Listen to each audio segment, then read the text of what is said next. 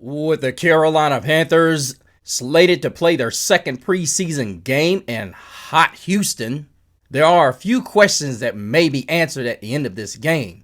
But before that, would you believe that there could be another rookie in the starting lineup? I don't believe anything. Don't smasher. Well, you might better believe it. That question and many more will be answered on this edition of Growlin' and Prowlin'.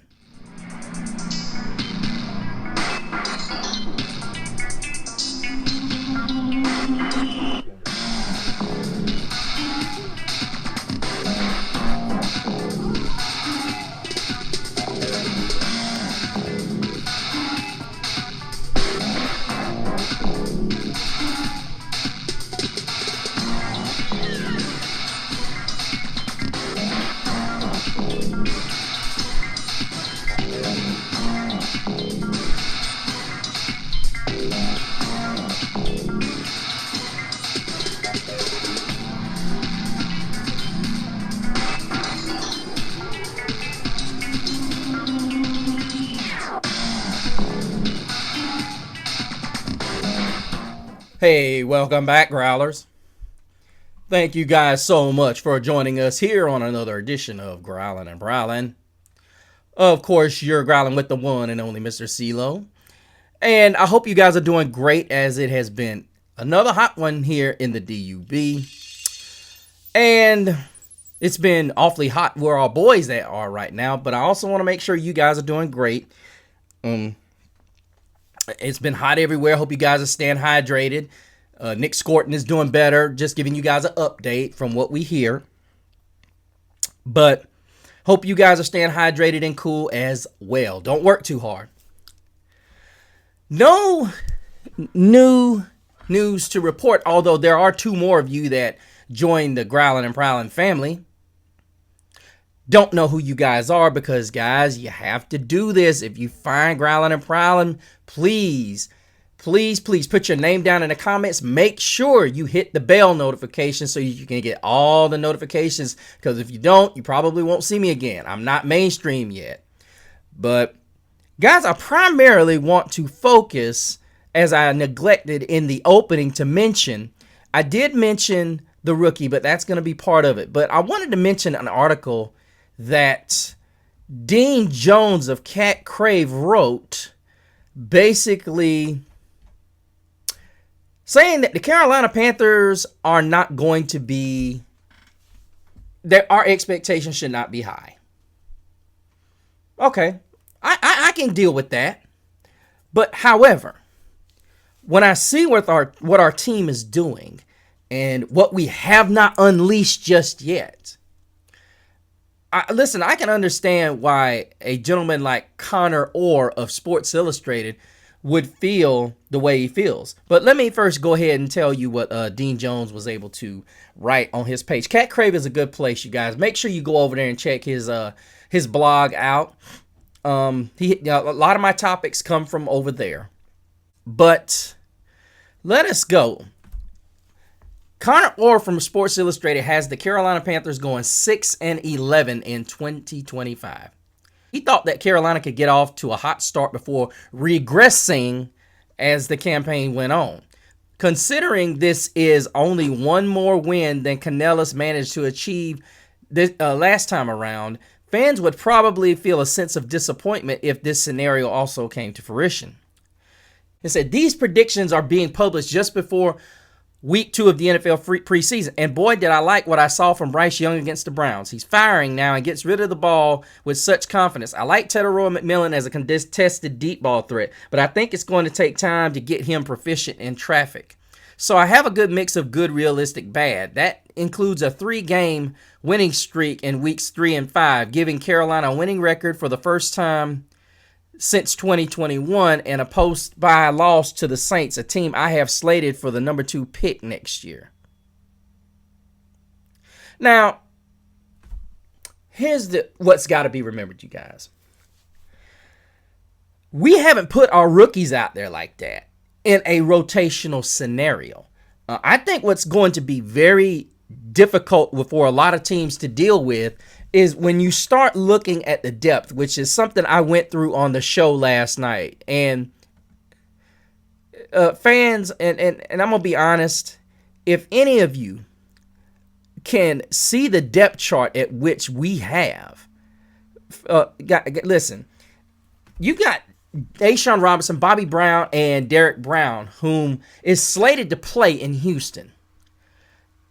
And we've already had some improvements against the run without Derek Brown on the field. Just Bobby Brown being out there, along with A'Shawn Robinson. As I said, what I love about the fact that I'm saying things like Tershawn Wharton doesn't need to be out on the field the first 2 plays. He needs to be the pass rushing guy. And Coach Evero actually is agreeing with what I'm saying.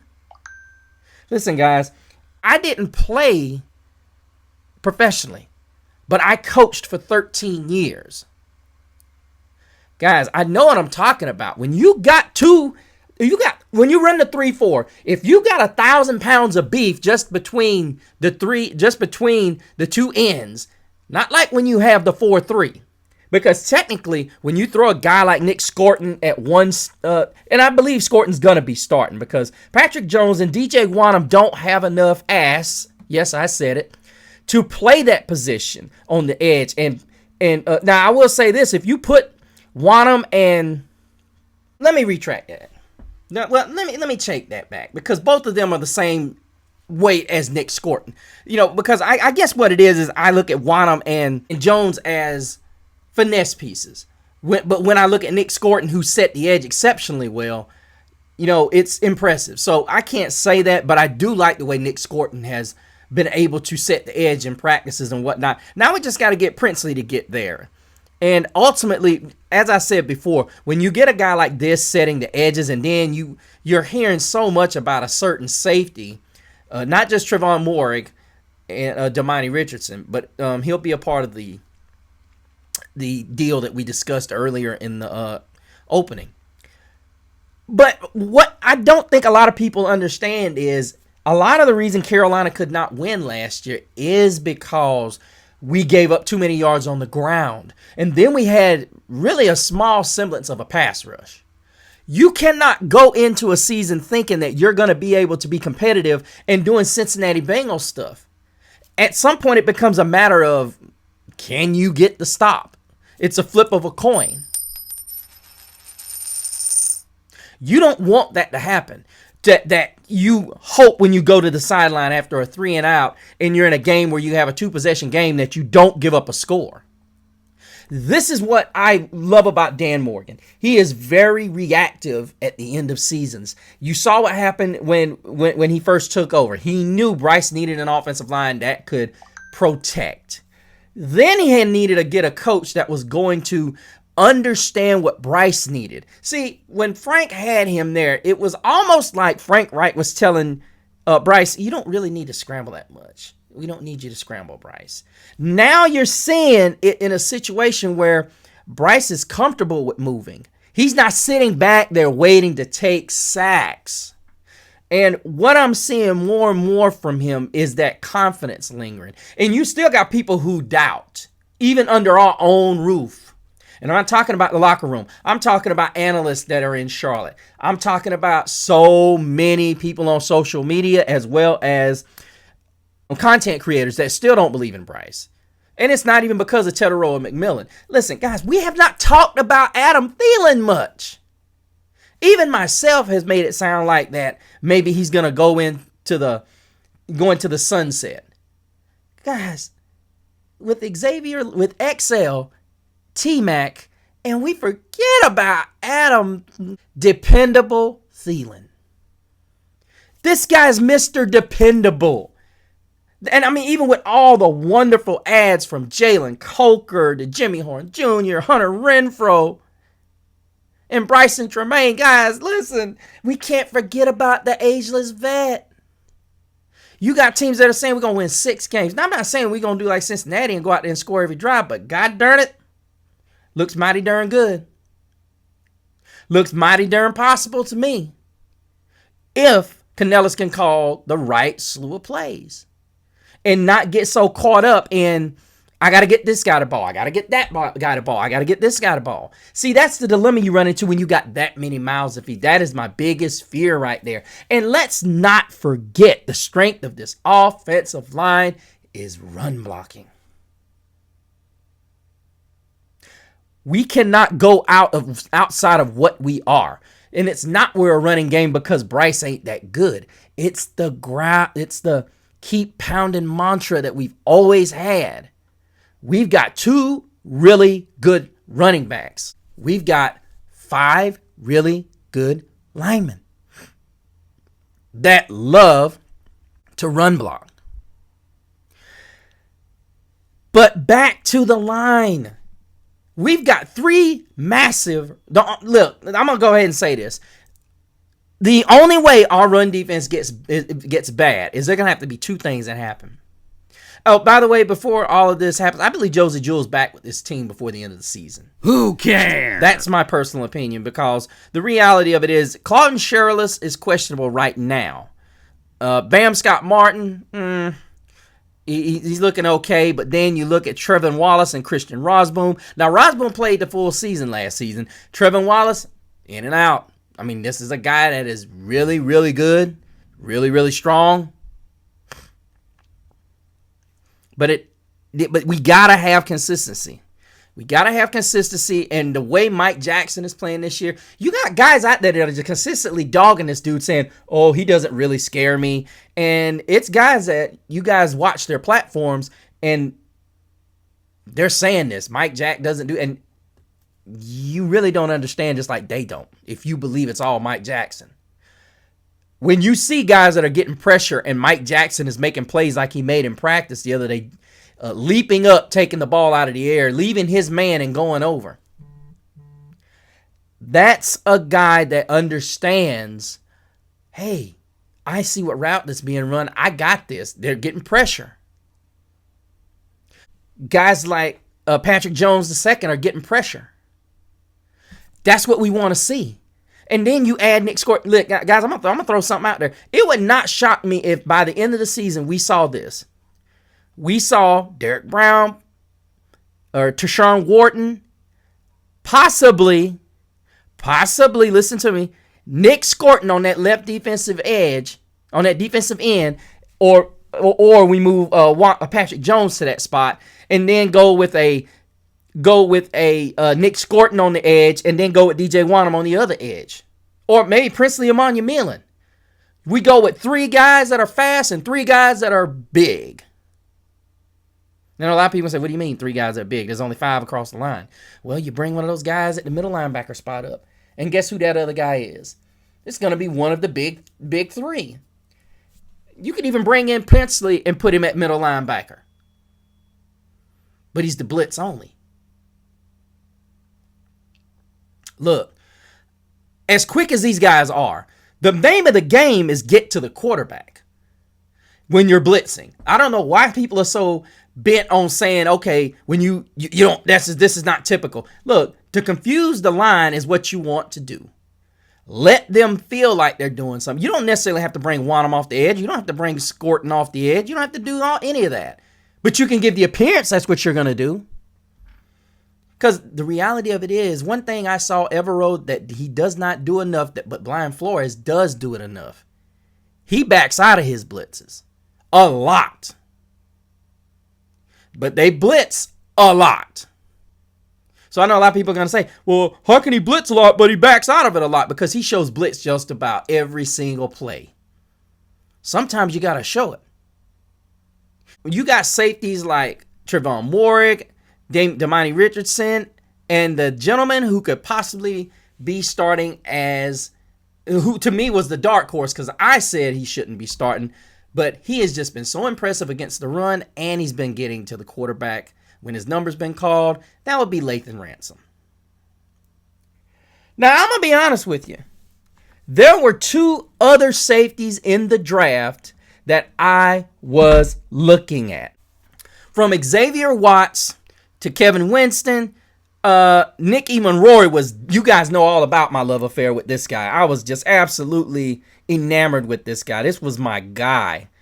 And Andrew Makuba was kind of a last resort, if you will. But when Atlanta got Xavier Watts, I was so upset. I was not happy at all.